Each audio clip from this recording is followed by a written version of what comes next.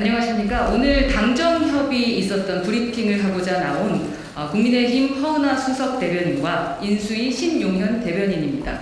이제부터 브리핑 하도록 하겠습니다.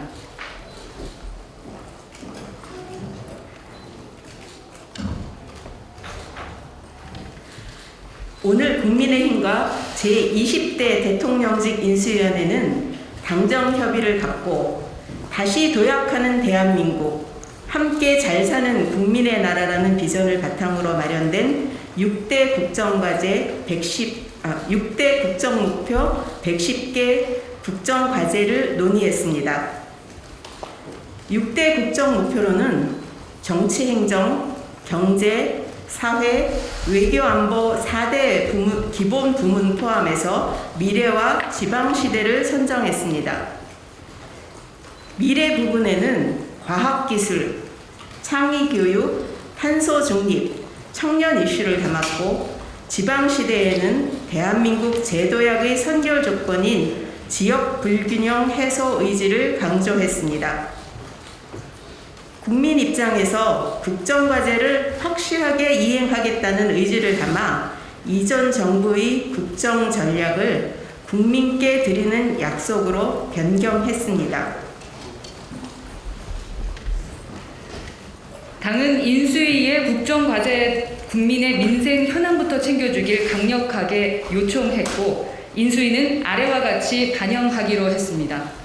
첫째, 국민의 삶, 민생 현안부터 챙겨나가겠습니다. 현재 대한민국은 장기 지속된 코로나19, 급격한 물가 상승 등으로 초유의 경제 위기를 맞고 있습니다. 특히 경제 저성장이 계속됨에 따라 일자리가 늘어나지 않아 청년 세대의 기회는 극히 제한되고 양극화가 더욱 심화되고 있습니다. 경제를 활성화하고 국민의 삶과 직결된 민생 문제를 해결하기 위해 정부 초기부터 첨단 산업 발굴 및 육성, 민간이 주도하는 양질의 일자리 만들기 등 국민의 삶을 개선시키는 실질적 정책을 추진하겠습니다. 민생 문제 중 특히 중요한 이슈가 부동산 문제입니다. 지난 정부에서 추진한 반시장적 부동산 정책은 우리 사회 공정과 상식 문제까지 초래하며 새 정부의 가장 큰 도전 과제가 되었습니다. 당정은 국민의 눈높이에서 부동산 정책을 바로잡기 위해 노력하고, 특히 주거 안정 실현을 위해 가장 중요한 해결책인 주택 공급에 당정 정책 역량을 투입하겠습니다. 특히 만성적인 수도권 부동산 문제를 해결하기 위해 1기 신도시 특별법 등 노후주택 재건축을 위한 법안을 하루빨리 통과시켜 새 정부 시작부터 차질 없이 부동산 문제를 해결하도록 하겠습니다. 둘째, 지역 균형 발전 시대를 열겠습니다. 어디에 살든 균등한 기회를 누리는 공정, 자율, 희망의 지방시대를 만들겠습니다.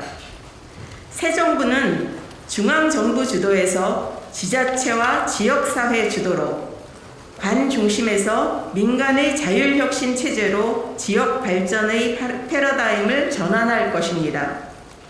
이를 위해서 대선 선거운동 당시 당선인이 국민께 약속한 공약들은 빠짐없이 새 정부에서 현실화하겠습니다. 셋째, 새 정부 시작과 함께 추경안을 제출하겠습니다. 코로나19 방역 조치로 가장 고통받는 소상공인을 위한 온전한 소실배상 등을 포함한 추경을 준비하겠습니다.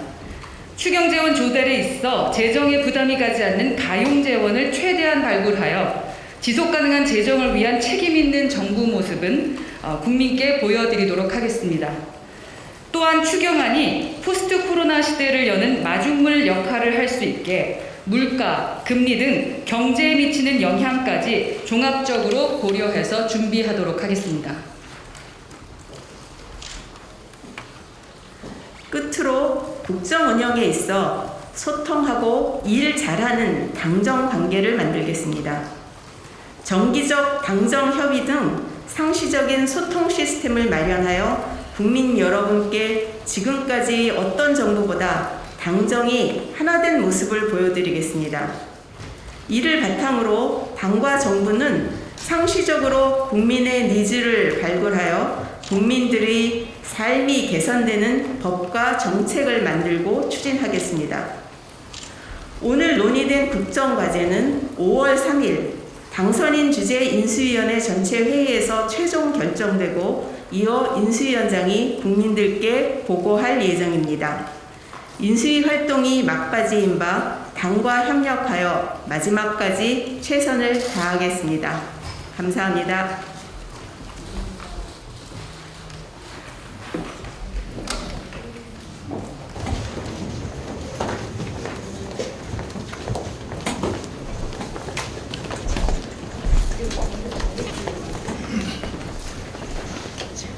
질문하실 내용이 있으실까요? 질문할 수 있는 내용이 있으면 받을 텐데요. 사실은 이제 보안 유지가 돼 있기 때문에 자세한 설명을 드릴 수 없음을 먼저 양해 부탁드리고 혹시라도 질문하신 것 중에 답변 드릴 수 있는 부분이 있으면 답변 드리도록 하겠습니다.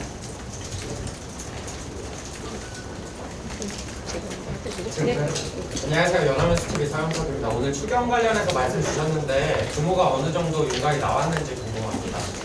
예, 추경에 대해서는 지난번에 말씀드린 것처럼 새 정부가 출범하고 추경 신청을 하기로 했기 때문에요. 오늘도 뭐 추경 예산 이런 건 전혀 공개는 없었습니다. 또 질문 있으실까요?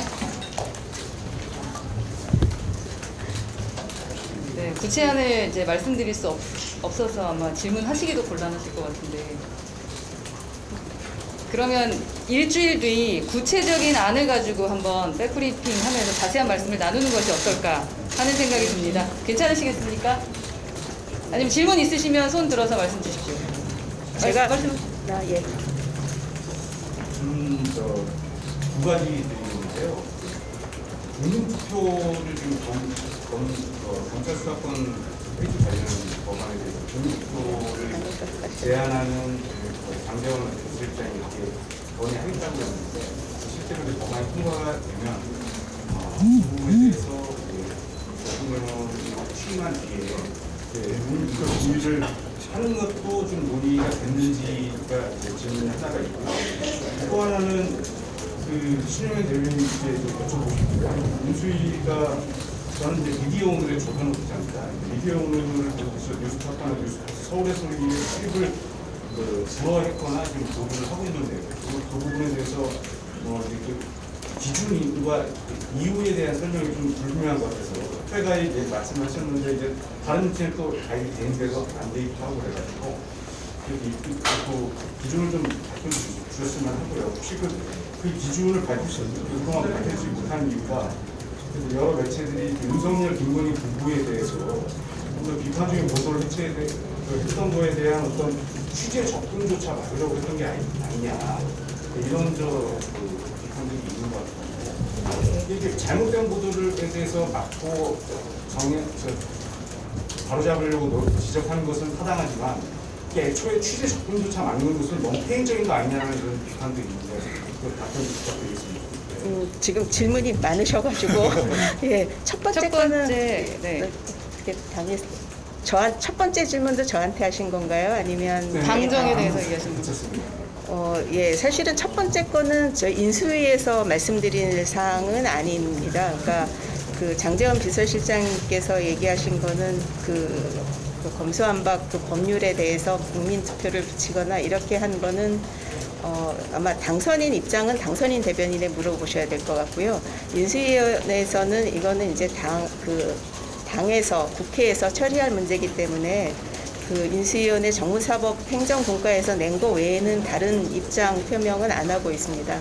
그래서 그거는 혹시 뭐 더 추가하셔야 되면 하시면 될 것 같고요.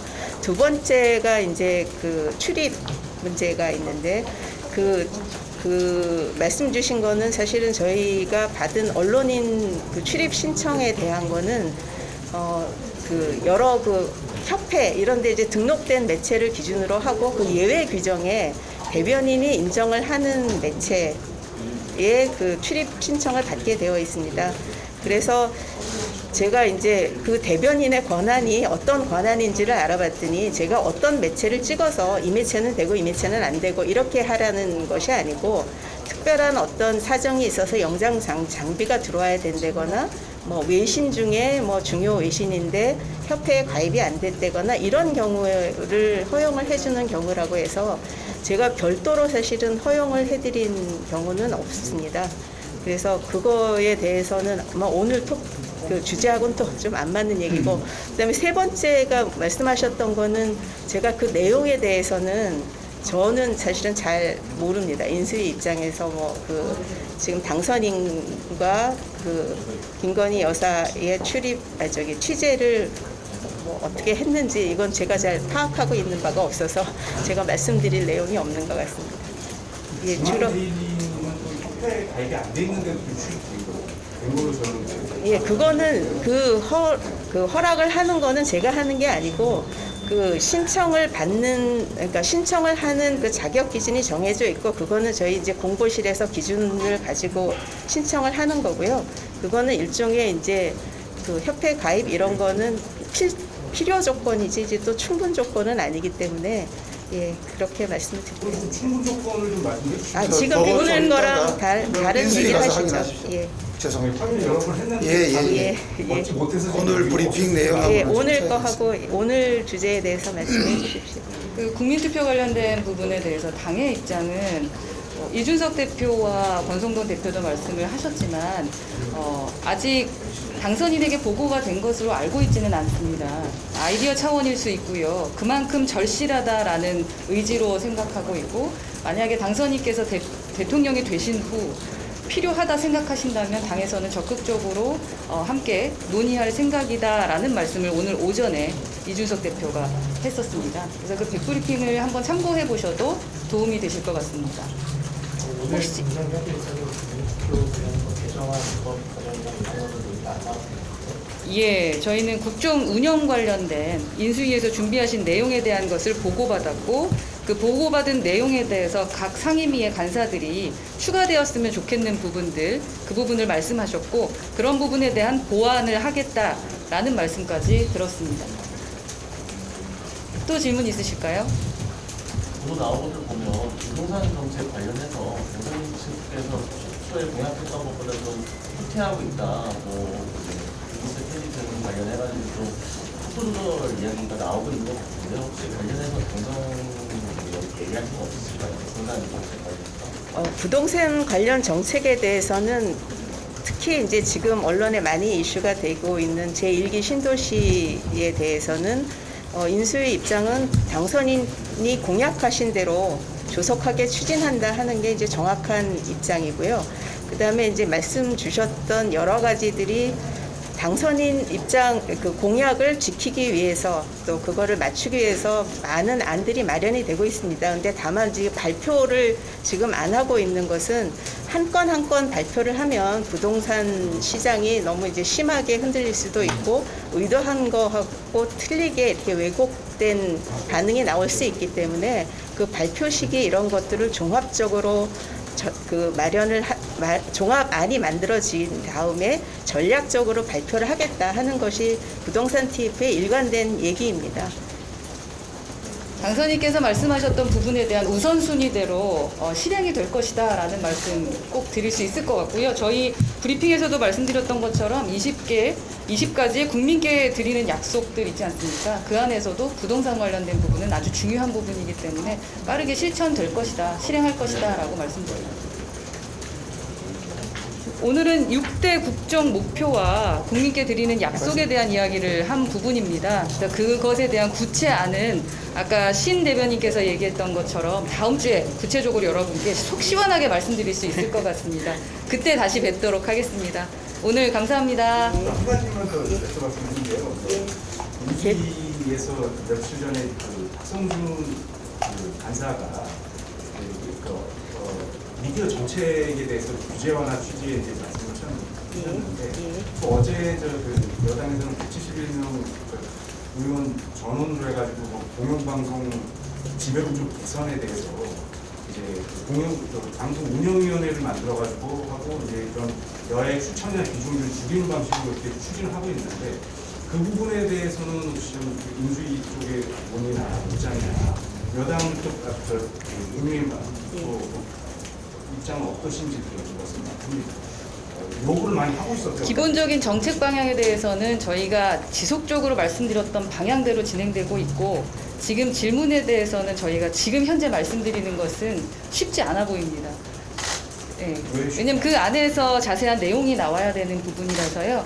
그 부분은 일주일만 기다려 주시길 부탁드리겠습니다. 네. 저희는 기조가 변함이 없다 정도까지만 말씀드리도록 하겠습니다. 기조를 다시 한번 설명해 기조는 그럼 개인적으로 말씀드리도록 하고요. 다른 기자분들도 계시니까 지금 백브리핑은 여기서 맞춰도 되겠습니까? 저희 네. 그 국민투표 관련해서 얘기가 나왔는데 어제 그 보도에 의하면 장재원 비서실장이 제안을 했고 당선인은 처음에 당선인의 아이디어가 아니었다는 식으로 지금 설명이 나오거든요. 당선인이 먼저 생각하신 게 아니라 당선인 비서실에서 제안을 했고 당선인 오늘 들으셨다. 그러면 어제 이제 기준투표는 어제 들으신 거잖아요. 그걸 통해서 이게 적격성 여부가 좀 있는데 헌법 72조로 활용하는 거니까 당의 판단은 좀 어떻습니까? 할 수 있다는 거예요, 없다는 거예요? 저희 당에서는 할 수 있다 없다라는 것보다 우선 첫 번째 말씀하셨던 것처럼 장재원 의원께서의 아이디어였다라는 것은 사실인 것 같고요. 장 의원께서 당선인에게 말씀하셨는지는 지금 저도 들었습니다. 보고하실 거다 정도까지를 알고 사유와 있었고요. 관련돼서는 어제 필리버스터 할 때 대표님이 사유가 된다고 하셨고 선관위에서 답변이 왔지 않습니까? 재외국민에 대한 투표권을 주지 않는 기존의 법률이 헌법 불합치 나왔지 않습니까? 그거를 헌법 불합치 취지에 따라 재외국민에게 투표권을 주는 식으로 개정안을 내야 된다 하는 것이 오늘 당대표가 아침에 백브리핑한테 나왔습니다. 이거를 쭉 본다면 충분히 그런 용의 의사가 있다라는 걸로 받아보셔도 될 것 같습니다. 근데 과거에 이제 예전 얘기인데 2004년에 노무현 전 대통령 때 탄핵 당시에 이게 재신임 투표는 국민투표 대상이 줄 수 없다. 근데 사실상 이게 지금 재신임 투표로 했는데 그렇게까지 확대해서 할 건 아닙니다. 재신임의 성격이 없다고 보신 거예요, 당에서? 저희가 지금 그런 말씀드릴 수가 없는 게 법안부터 우선 손을 봐야 되는 부분 아니겠습니까? 그래서 그 부분에 대한 논의가 우리 당에서는 입장이 좀 밝혀져야 되는 부분이라서요. 자세하게 말씀드리기는 좀 어려운 것 같습니다. 아직 저희는 보고를 받지 못했습니다. 인수위 측에서. 그거 예. 시킨 문제는 아니다. 법안 관련된 얘기입니다. 가능하다는 취지이시죠? 보완 허기되냐? 일단 저기 나눠서 보면 헌법 불합치 나왔던 법률을 국회가 빨리 그 취지에 맞게 보완 입법을 하는 게 책무 아니겠습니까? 그 부분을 밝힌 거고 그 다음에 저희가 필리버스터까지 하면서 이 검수완박의 위헌적인 법률이기 때문에 통과시키면 안 된다라는 의지 표명에 다양한 대안으로서 제안한 것이지 결정이 픽스가 됐다 이렇게 보기는 어렵습니다. 네, 예, 감사합니다. 감사합니다. 감사합니다.